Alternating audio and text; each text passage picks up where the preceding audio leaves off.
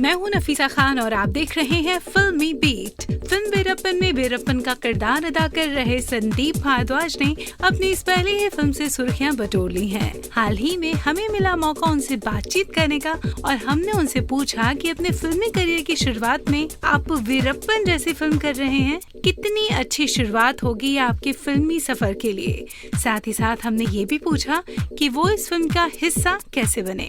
बहुत अच्छी शुरुआत है और शायद मेरे करियर में इससे बेहतर रोल शायद मैं ना कर पाऊँ। हालांकि मैं चैलेंजेस बहुत एक्सेप्ट करता हूँ, लेकिन शायद ये बहुत बेहतरीन मुझे मौका मिला। जैसे कि आपने सत्या देखी होगी, रामू सर की फिल्म है Satya. I am big fan of Satya film and Manoj Vajpayee was there. और वो मनोज सर की पहली फिल्म नहीं थी, लेकिन बावजूद उसके आज भी उनके करियर में जब फिल्मों का नाम आता है तो सत्या टॉप लिस्ट पे आती है। तो मुझे भी उस चीज़ से बहुत प्रेरणा मिलती है कि मेरी पहली फिल्म है और वो आरजीवी सर के साथ है।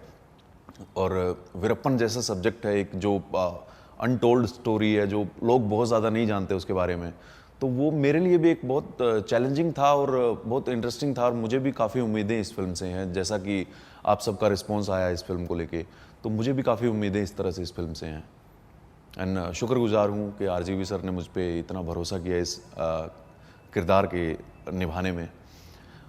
तो और शुरुआत का इसका जब मुझे पता चला कि मैं वीरप्पन के लिए सेलेक्ट हुआ हूँ, तो मेरे लिए बहुत मुश्किल था और बहुत टफ था कि कैसे मैं इस कैरेक्टर को कर पाऊँगा, कैसे मैं इस कैरेक्टर की इंटेंसिटी को जी पाऊँगा। तो आरजीवी सर ने मुझे ब्रीफ दिया, क्योंकि उन्होंने बहुत सारा रिसर्च इसके ऊपर किया हुआ है।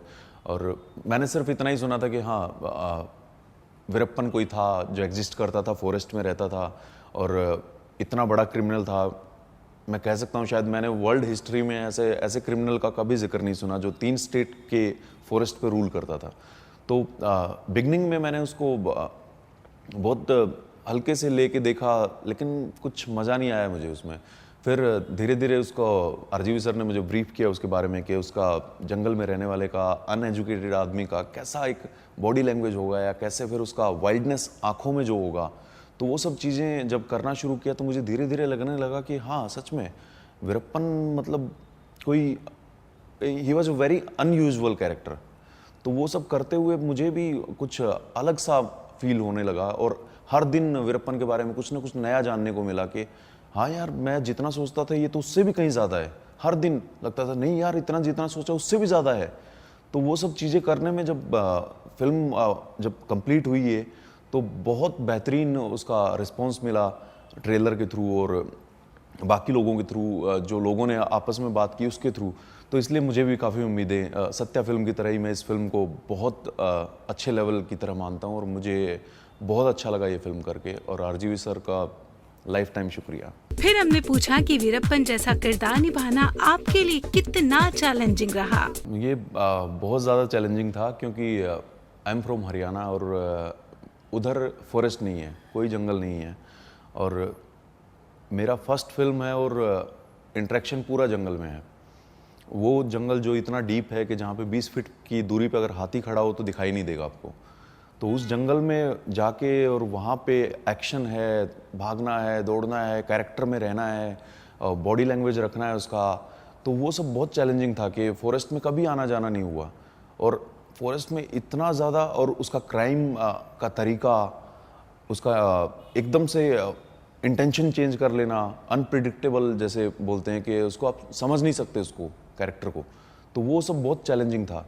लेकिन जंगल में जब धीरे धीरे जाना शुरू हुआ, 1-2 दिन हर दिन कुछ ना कुछ खरोंचे आती थी, कभी पैर पे लगा, कभी हाथ पे लगा। अकेले मुझे ही नहीं, बाकी एक्टर्स को भी बहुत उसमें परेशानियां आई उस चीज़ के लिए।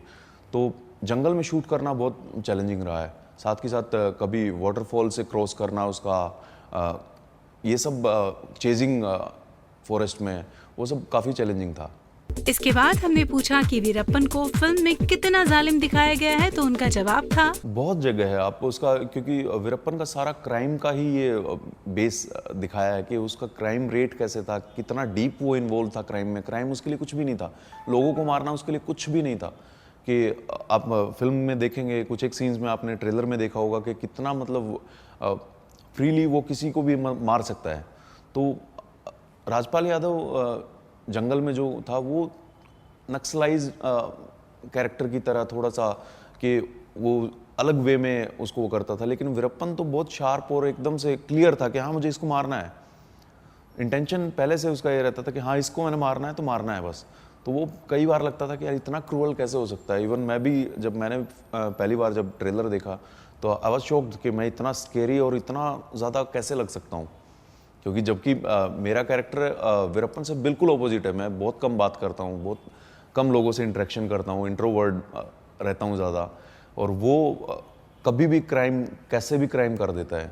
और आखिर में हमने सवाल किया राम गोपाल वर्मा के बारे में कि उनके साथ काम करने का एक्सपीरियंस कैसा रहा।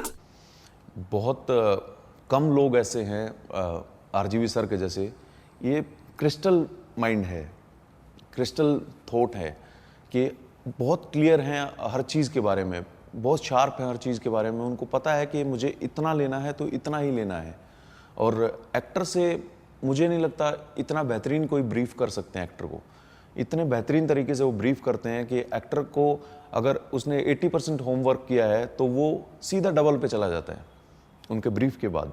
तो उनके साथ काम करना तो हर एक्टर का एक ड्रीम होता है, और मेरे लिए मतलब ड्रीम से ज़्यादा है ये।